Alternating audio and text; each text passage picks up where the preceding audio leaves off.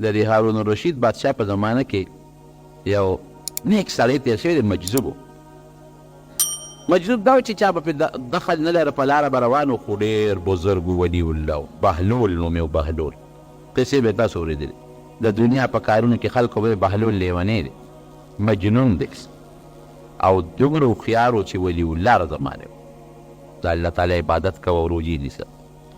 یو ځل دا صحرا ته کبار ته راوتی دی او ذکر و فکر کوي د الله تعالی نو چې سړی ذکر او فکر کې مشغول نو اکثر په دې ځمکه کرښې ورسره راکاږي، د ځمکه باندې کرښې راکاږي، نو لګیا دی په ځمکه داسې څه کوټګۍ موټګۍ هم جوړوي، کرښې هم راکاږي او الله تعالی ذکر فکر کې مشغول دی. هارون الرشید او زبیده د هغه ښځه ورې ډېره مینه یې ورسره، ترې لور هم وه زبیده. دا ډېره نیکه بیبي وه. دا د دې زمانې د زموږ د بادشاهانو د ښځو په شانتې نه وه چې سرتور سر ګرځي او په دغه باندې څه ورته ویل کېږي په چترو د سړو سره را دانګي د جیدونو نه، داسې نه وه. نیکه ښځه وه، دومره نیکه وه چې د یو نهر جوړ کړی و، هغې ته به یې نهر زبیده وې. ټولې مکې مکرمې ته او مینا ته او عرفات ته یې د هغې نه اوبه ورکړې وې. او چې کله به دا حج له راتله نو اوښان به د اشرفونو د درهمو نه ډک راوړل، او دا ټول مال به په حاجیانو باندې، په مسکینانو، په فقیرانو، په مکه شریفه او په مدینه شریفه کې خیرات کوو. دومره نیکه وه چې مړه شوه که نه دا زبیده نو چا په خوب کې ولیده، ورته یې ویل زبیدې ته خو به الله بخلې یقینا، خو کومه مرتبه یې دله درکړه او په څه یې وبخلې؟ زبیده ورته وایي چې کله الله ته ور مخامخ شمه وی رب العالمین ما ته وایي چې زبیدې فکر د خیراتونه دې کړي دي، خو ګورې مال ما در کړی، که ما مال نه وي در کړی یو روپۍ دې هم نه شوه خیرات کولی. نیر دې ایستی دی د مکې او د ګردونوا خلقو دې سیراب کړی دی، خو ګورې ما د بادشاه ښځه جوړه کړې وي، که دا بادشاهي مې د خاوند له تعالی نه وي در کړی او دا دولت او دا طاقت او توفیق مې نه وي ورکړی، نو یو کرښه دې هم نه شوه راښکې. تا چې او یاره دا ګوره حقیقت هم دی، ګوره ډېر ګران کار دی. که ته ما خو عبادت وکړو، ما خو ده وکړو، والله راته وایي چې ما سترګې نه وې در کړې څه، ما خپې نه وې در کړې څه، ما مال نه و در کړی، بیا به څه کې؟ نو وي دا ټول چې ما وي ما چې غار کش وي، ځکه چې دا څومره واقعي نیکۍ ما کړي دا خو د الله تعالی په توفیق مې کړي دي. زبیدې تباه شوې، وایي ما ته وایي چې نه زبیدې په یو عمل دې بخښم. وي الله راته وایي یو عمل دې کړی دی، پوټې نه غوندې خو مې خوښ شوی دی، په هغې دې بخښم.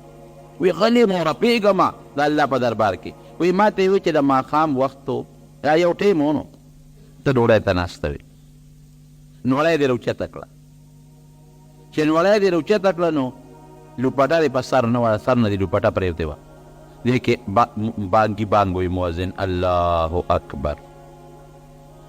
نو چې هغه مؤذن بانګ ووی نو تا لوپټه په سر نه وه. اکثر اوس هم که د ښځو ته خیالي نو چې بانګ شروع شي نو لوپټه زر په سر کي. نو وی تا هغه نوړی راوچته کړې وه، خولې ته کولی دی، دې کې مؤذن وي الله اکبر. وی تا وی چې او دا سر مې ښکاره دی، نو هغه نوړی دې واپس په هغه لوښي کې کېښوده او لاول دې لوپټه راواخېسته، خپل سر دې پټ کړ، نوړی دې کېښوده، نو بیا دې هغه نوړی راوچته کړه. زبیدې زما د نوم تعظیم او لویي دې کړې دا هغه نوړی دی، د خولې نه واپس یې ښودې، د دې خپل نوم په دې تعظیم دې بخم پوټې لکه غوندې زما نوم لویي دې وکړل. نو زبیده او هارون الرشید دواړه په لاره باندې روان دي. دا بهلول اوس لګیا دی او سوچ کوي د الله تعالی ذکر او فکر او په نومونو کې او په دې قدرتونو کې. ان فی خلق السماوات والارض واختلاف الليل والنهار لآیات لأولی الالباب. د شپې چې به نبي علیه السلام پاڅېد د ستورو ته به یې کتل، د اسمان ته او د الله د قدرتونو ته او د الله لوی ذات به یې معلومه. کرښې راکاږي نو دې کې پې هارون الرشید راغی ورته وایي چې بهلول څه کې؟ وی جنت کې کور جوړوم. اوس د هغه دا مطلب نو چې دا د جنت کور دی، دا جوړو. مطلب دا و چې د الله تعالی ذکر کوم، الله ته متوجه یم، الله به رضا شي. نو زبیده ورته وایي وی خرڅی خو یې نه، مجذوب و نو دا خو مالدار خلک واسې به هم پرې خیرات کو. وی ولې نه خرڅو؟ وی په څو خرڅی؟ وی په یو اشرفۍ خرڅو. وی ها واله اشرفۍ. اشرفۍ ولې هغه زبیدې ورکړه او روان شو. چې روان شو لاړل د شپې کور ته لاړل، شپه شوه. هارون الرشید وایي چې اوس خوب وینم نو یو ډېر ناشنا محل دی، خوب کې اوسي نه. داسې محل دی چې هغه محل سویم چې خدای داسې ناشنا محل او د جنت محل چې دا به ده چې وایي چې ورنږدې شوم په هغې د زبیدې نوم لیکلی و. زما د ښځې نوم مې پرې کړ چې دا زبیدې محل دی. وی خوشحاله شوم چې دا د ښځې خو مې په جنت کې ښایسته محل دی. وی هغه سړي ته مې وویل چې دا د چا دی؟ وایي چې دا ستا د بیبي دی زبیدې. وی ما ورته وی چې ما ته دروازه کولو که چې زه وردن نه شم که نه؟ وی چې نه د اجازت نشته. وی چې زما د ښځې محل دی. وی ګوره هغه د دنیا خبرې دي. دنیا کې خاوند د ښځې محل ته او ښځه د خاوند کور ته ځي راځي، د جنت به دا چا خپل محل وي. وی چې زما وی چې ستا پکې نشته دا خو د ښځې محل دی. راویښ شو. چې راویښ شو زبیدې ته وایي چې زبیدې ما خو داسې خوب ولید، تا خو په یوه اشرفۍ واقعي محل وګټه، یو اشرفۍ دې خیرات کړه، ته راځه ځو، زه هم نن دا بهلول ګورم. هغه بیا د هغه خپلې جونګړې مخې ته ناست دی او بیا کرښې راکاږي او سوچونه کوي اسمان او ستوري او د الله تعالی په ذات کې. هارون رشید ورته وایي چې بهلول څه کوې؟ وایي جنت کې کور جوړو. وایي ښه؟ وایي خرڅی خو نه؟ وایي نه خرڅو. وی پسو خرڅی؟ وی د ستا چې ټوله بادشاهي راکې نو په هغې یې خرڅو. چې دا څومره د بادشاهي ده که نه، دا به ټوله راکې، دا به په هغې خرڅو. هارون رشید ورته وی پرون خو دې په یوه اشرفۍ خرڅو، پرون خو دې په یوه اشرفۍ خرڅو او نن یې زما په ټوله بادشاهي خرڅی، دا ولې؟ وی پرون نالیدلې سودا وه، اوس د لیدو سودا ده. نالیدلې خو چې چا شي لیدلی دی او په هر څه دي، او چې دې ولید خو خوښ دی چې خو بیا به زما په قیمت اخلي. ګوره دا ورته هغه الهام شوړه ته. یعنې د هارون رشید د خوب نه بهلول څه خبر چې د شپې خوب لیدی دی، د هغه د خوب نه څه خبر. هغه خو ورته نه دی چې ما په خوب کې د ښځې هغه محل ولید او د ما ونه لیده. نن یې په ټوله بادشاهي خرڅوي، پرون نالیدلې سودا وه او نن د لیدو سودا ده. د لیدو سودا ده چې زه پسو خرڅوم، اوس خو د شیخ وخت شوی دی چې زه یې پسو خرڅوم، نو په هغې به اخلم. اتقوا فراسة المؤمن فإنه ينظر بنور الله. او هدې یو مثال درته لنډ غوندې ښې. یو نیک سړی، دا نیکي یوازې په دې کې هم خاص نه ده چې یو سړی دی جومات کې ټول ورځ ناست دی او دی دی نیک نه، دا هم نیک. باید سړی خپله زمینداري کوي، الله یادوي، دا هم نیک دی. مسلمان دی نیک. باید سړی خپل تجارت کوي، په تجارت کې دروغ نه وایي، دوکه نه کوي، سود پکې نه کوي، مسلمان سره ټګي نه کوي، دا ځان له ولي الله دی ګوري. باید سړی خپل ملازمت کوي، خپلې نوکرۍ له ځي، په ټیم ځي په ټیم راځي، د مسلمان او د حکومت هغه خپل حق پوره کوي، بل څوک تنګوي نه. که څوک ونه راغی خپل لمونځ او درس ورسره کوي، دا هم نیکي ده که نه. نیکي یوازې چا پورې خاص نه ده او نه د چا خصوصیت دی. یوه سړی ناست دی ترکان دی، خو نیک سړی دی، نیک. اره باندې لګیا یې لرګې پرې کوي. دا یو عبرت یو قصه ده.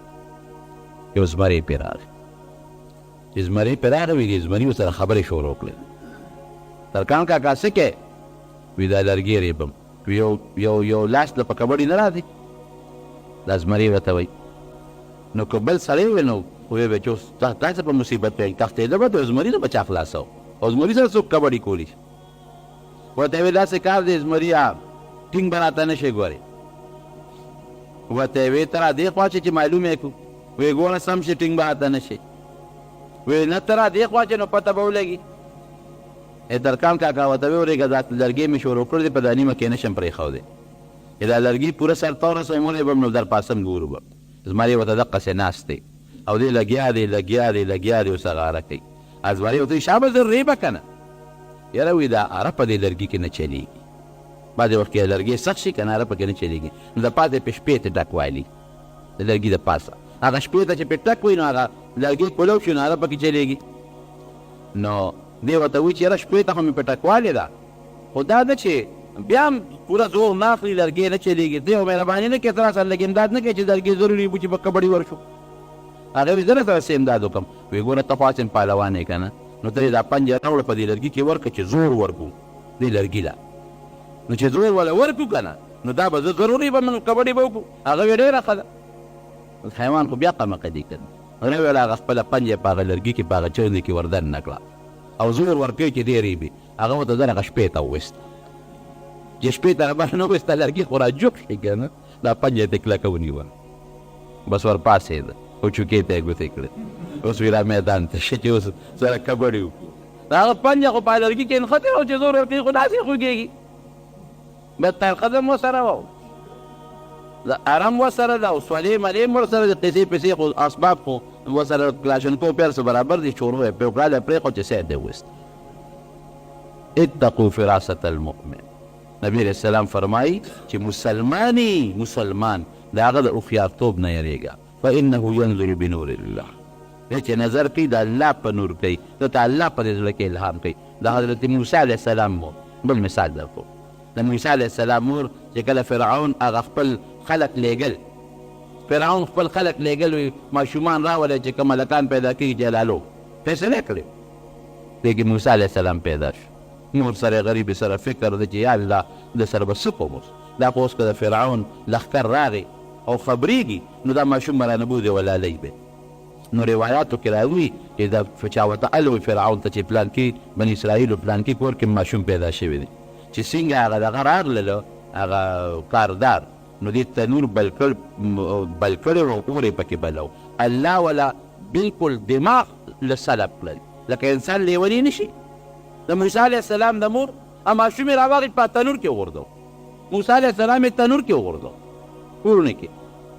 لکه خلک چې لیونی شي نو لیونیان خو په ځان نه پوهېږي. هغې رالل وي ماشوم دا ها کوي او غږ هم نه کوي. نو زه خدای ته عقل اغشتی دی، یو کوټه ګوري بله کوټه ګوري بل ځای ګوري. اوس په تنور د چا خیال لري چې ماشوم به لا تنور کې پروت دی. لاړل بار ته ووتل. تاسو راته ظالمانو دروغ وایي ماشوم خو نشته. چې بار ته ووتل د دې عقل بیا الله واپس کړ. چې واپس یې کړې چې ګوري ماشوم به څه کا هغه تنور کې غورځولی دی. ورمنډه کړې موسی علیه السلام یې تنور نه راواخې چې الله تعالی پې هغه اور ګلې ګلزار کړی و لکه څرنګه چې په ابراهیم علیه السلام الله اور ګلې ګلزار. هغې ته بیا چا الوی چې هغه ماشوم خو دا چل ورکره کور کې دی. قرآن حکیم کې الله تعالی فرمایي چې ما د موسی و اوحینا الی ام موسی، د موسی علیه السلام مور ته ما وحی وکړه. نو ښځې ته خو وحی نه کېږي، پیغمبره خو نه ده.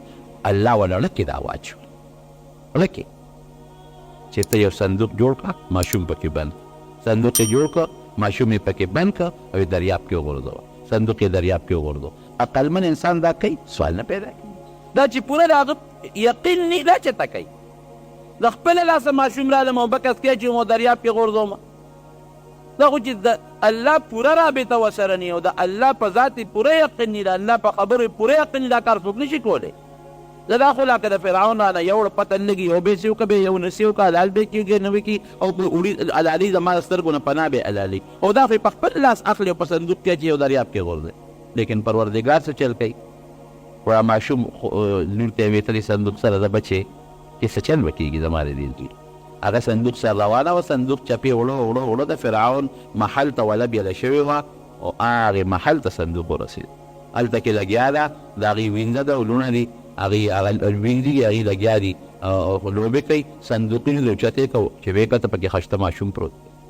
الله د فرعون کور ته ورسو. دشمنو په مستقبل کې د فرعون تربیت الله د فرعون د لاسه واخیست. دا د موسی علیه السلام د مور دې زړه ته الله تعالی القا وکړه. والذین جاهدوا فینا لنهدینهم سبلنا وان الله لمع المحسنین. که د دین کار کې ته پریشانی راله، که د دنیا په کار کې ته پریشانی راله او یاد دا وی چې زه هر کار ته لاس اچوم او پلارې مې بندې دي. یاره کم کار چې شروع کوم کم تجارت شروع کوم تاوان دی نو الله دې هېر کړی دی، الله دې هېر کړی دی. بس د الله تعالی ذات کې مشقت فکر شو کوشش شروع کا. الله مه هېروه، الله یاد کا، مونځ ورله شروع کا، ذکر و اذکار کوه، لږ د شپې پاسه ورته لږ تلاوت شروع کا او الله نه ته امداد وغواړه په دې خپلو کارونو کې. ته ګوره چې کار دې سمیږي او که دې نه سمیږي. ته ګوره چې ستا پریشانۍ ختمیږي او که پریشانۍ نه ختمیږي. ومن اعرض عن ذکري فان له معیشة ضنکا. قرآن کې الله فرمایي زما نه چې څوک غافله شو ژوند به یې تریخ کوم. زمونږ ژوند تریخ دی که نه الله رانه هېر. د مانځه په وخت کې دنیا پسې منډه، د اودس په وخت کې دنیا پسې منډه. هلکه د شپې به څوک پاسي د بخور د شپې څوک پاسي. دا سهار مونځ به څنګه کوم وختي به پاسمه. دا سهار چې د ډیوټي ده وختي وله منډه وی، دا پېښور ته چې سهار وختي پلای کور ته ولاړې نو دا د دنیا کار لپاره بیا خوب پرېږده، د الله لپاره نه پرېږدي. زما رونو بس دا حل شو. څه قسمه پریشاني درته راله الله ته ودرېږه بس. مونږ ورته کوه، ذکر او اذکار کوه. کوم کار دې بند دی چا پسې مه ګرځه، او کوم شي ته لاس اچې او هغه در پسې راخیږي هغه کارونه نه سمیږي، الله ته رجوع کا، الله یاد کا، د الله دین کې سوچ فکر وکړه، ذکر او اذکار وکړه، نفل شروع وکړه، تهجد شروع وکړه، ته ګوره چې کار دې سمیږي او که نه سمیږي. نو یو ځل د هوښیارتوب پورې ته وایم، یو سړي سره روانه وه، هم عالم و، داسې نیمچه غوندې موله و، د هغه امام صاحب سره روانه وه، خامخا د چا څوک بدې شي، نو امام صاحب پسې به ډېرې خبرې کولې. یو ځل دغه سړی په کور کې د ښځې سره روان شو، ښځې سره د شپې ګپ شپ لګاو، ښځې ورسره خبرې نه کولې. نو دا سړی ورته وایي چې ښځې ما سره خبرې کوه او ولې روانه را سره مه کوه، ګنې بده به شي دله. ښځې ورته وایي نه کوم در سره خبرې، وایي نه کې خبرې وایي، وایي ښه تر سبا پورې که دې ما سره خبرې ونه کړې نو په 3 طلاقو به طلاق یې. داسې کاڼي وروشغو چې د دې لپاسه بل ساړو شته، تر سبا پورې که دې خبرې ونه کړې، سبا خطو پورې نو په 3 طلاقو به طلاق یې. نو دا ډېر ګران طلاق دی. 3 طلاقه د خولې نه چې سړی وباسي که نه، بس د دې جوړښت بیا نه کېږي، خو که کېږي نو هغه ډېره ګرانه مسله ده، هغه د عزت مسله نه ده، هغه بیا د بېعزتۍ مسله ده. دا ښځه به بل څوک په نکاح کوي او واده کېږي به ورته ا به یې پرېږدي او بیا به تاله روا کېږي، هسې نه روا کېږي، ګرانه خبره د خولې نه 3 طلاق. او ښځه چې وه نو ښځې چې دا خبره واورېده نو په کار دی چې پرې خفه شوې وې او زر یې خبرې شروع کړې چې که سبا راوخت خو جدا کېږم، خو بس هغې یې مړه پوخ کړې، بس هغې م پاسېده او کټ کې ډډه وویله چې زه بس تا نه به مې خو خدای په دې زړه کې وي خبرې خو نه کوي، سبا به مې نه خدای خلاصوي. چې لږ ساعت تېر شو، سړي وایي چې دا مې څه غول د خولې نه ودوړول، دا مې څه ووایي. دا ګوره دا طلاق چې سړی ورکړي که نه، بیا وروسته به مولیانو ګرځي، تر یو لځي او ورته مسله وکړي، بل له لاړ شي او ورته مسله وکړي، مقه یو ټکې دی ګرځي، که څه لوبه پکې راووایي، لکه نېکبخته نو مخکې به یې سوچ کړی و که نه. او موږ له بعضې راشي، یاره صاحب نو په غوسه کې ډېر سخت غوسه وم، نو مې چې ته خوشحاله او ښځه دې خوشحاله او یو بل سره ډوډۍ په میز ناست او چرګوټي خورئ، نو په دغه کې خو څوک چاله طلاق نه ورکوي. طلاق خو د خوشحالۍ نه څوک نه ورکوي، خو چې غوسه شي نو طلاق ورکوي. دا خیال دی چې ګنې په دې غوسه کې به نه واقع کېږي. ډېر سخت غوسه وم، نو غوسه مې نو ګجاره په ځان برچک لګولې وکړه، ښځې له طلاق ورکړه، ولې برباده کړه، سره د بچي دې غرق کړل. دا ګوره ډېر ګران کار دی، الله دې مسلمانو سره ښځو سره ګزاره کوي. نبي علیه السلام فرمایي وایي دا ستا په لاس کې قیدیان دي، دا زه نه یم، ګوره رسول الله مبارک فرمایي دا ستا په لاس کې قیدیان دي. که ته ورته وایې پلار که راځه ذبح کوی نه دی نه بچي، که ته ورته وایې چې دا جامه واچوه نو وابچي او که ته یې وله نه روړې نه بېچي، که ته ورته وایې چې هلته لاړه شه نو لاړه به شي، او که ته ورته وایې مه ځه نو دې هن عوان فی ایدیکم. نبي علیه السلام فرمایي ستا په لاس کې قیدیان دي، جعل الله تحت ایدیکم، جعلهن الله تحت ایدیکم، الله ستا د لاس لاندې کړي دي، نو ګزاره ورسره کوه. او پیدا د کچې پختې نه دي، که ته وایې چې دا غلطي کوي او دا روانې ولې کوي، کچې پختې نه پیدا دي، ګسې نه. او په ګسه پختې کې د بره پختې نه پیدا دي چې ټولو کې کږه پختې ده، نو چې کار کوي خامخا به کوږ کوي. او که ته وایې نبي علیه السلام فرمایي دا هغه د الفاظو معنا، که ته وایې چې نه خامخا به نیغ کار کوي، نو پختې چې نیغې نو کسره نو ماتې به، پختې چې نیغې ماتې به. نو که ښځې باندې نیغ کار کوي او خامخا نیغې نو کثرتها طلاق وها بیا به یې پرېږدې، نو بل علاج پرې نشته. نو نبي علیه السلام فرمایي ګوره دا د هغه الفاظ دي چې ښځې نه به کار اخلي خو په اوږدوالي به پکې وي، په خپله فرمایي. نو زمونږ خلک د ښځو په معمولي خبره انګولې کې مالګه زیاته دې کړله، او ما خو دا ترکاري وي تا خو دا پخه کړه، او ما ته دې بستره برابر نه کړه، ما دې پوخ څادر را نه کړه، 3 کاڼي ورشغئ. دې نه ځان ساتئ، خطرناک شی دی، او ستا نوم هم پرې بدېږي. ګوره دې انسان ته یو سړي ته که طلاقي وي نو وجني دی، دا سړي نه خو طلاقي جوړ شو که بهر کیف. نو خولې نه یې خبره وختله، نه ښځې ته کېناسته، ورته یې ویې ښځې شابه خبرې شروع کوه، ګوره سبا به راوخېږي، او که د سبا راوخته نو 3 طلاقه مې ویلي دي، بیا یې ګوره علاج نه کېږي.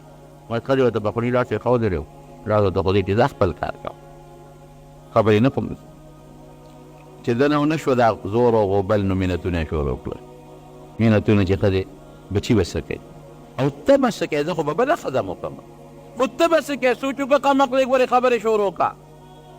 هغې لاړه پخ کړی و، هغې ویې چې مامو ته بیا دې مو ته بس په خولې لاس کېښود چې زما غم مه کوه، اوس د ځان غم کوه.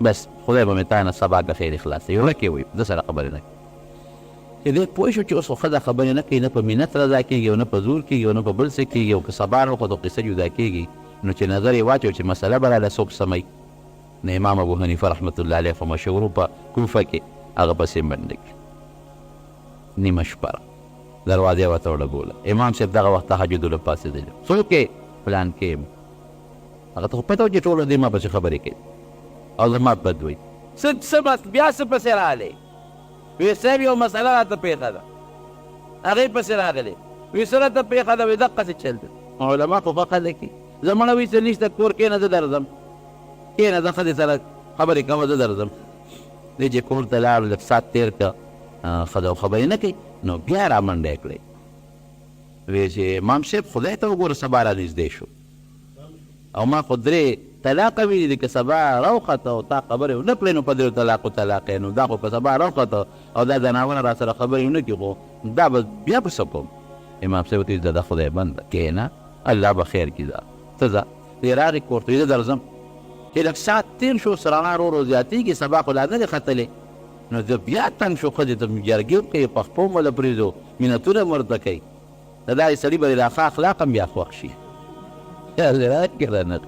پوره بدماش دی پوره بدماش دی خو چې ګیر شو که نه نو بیا داسې د ښه خوی خاوند پرې جوړ شي که نه بیا ملا ته هم مینتونه کوي جرګې کوي بیا ښځو هم پخپو پرېږدو هر څه دی د بد سړي وي د هغه خوی به که نه هغه ښځه ورسره خبرې نه کوي حاجي صاحب خوند نه کوي چې خبرې ورسره نه کوي دی بیا تنګ شو امام صاحب پسې امام صاحب د خدای خاطر کې دغه سبا ته خو لس پنځه شل منټې نیمه ګنټه پاتې ده او راشئ ګورې قصه مې خلاصېږي او که ته راته نه کوې نو مې پوه کړه امام صاحب وایي ښځه چې توب نه ځان ساته مو چې دا قمقل دی ټیک ته که دنیا سره تعلق نی نو قمقل به په دنیا کې خو دین کې به هوښیاري او که دنیا سره تعلق وک بیا به ګورې په دنیا کې هم هوښیاري اتقوا فراست المؤمن امام صاحب ورته وایي ځه هغه پوه چې دا خو واقعي ښځه خو ناقص العقل او ناقص الدین له عقل هم کم دی دین هم کم دی نو ښځه خو دې وخت کې په جذباتو کې ده او که ښځې خبرې ونه کړلې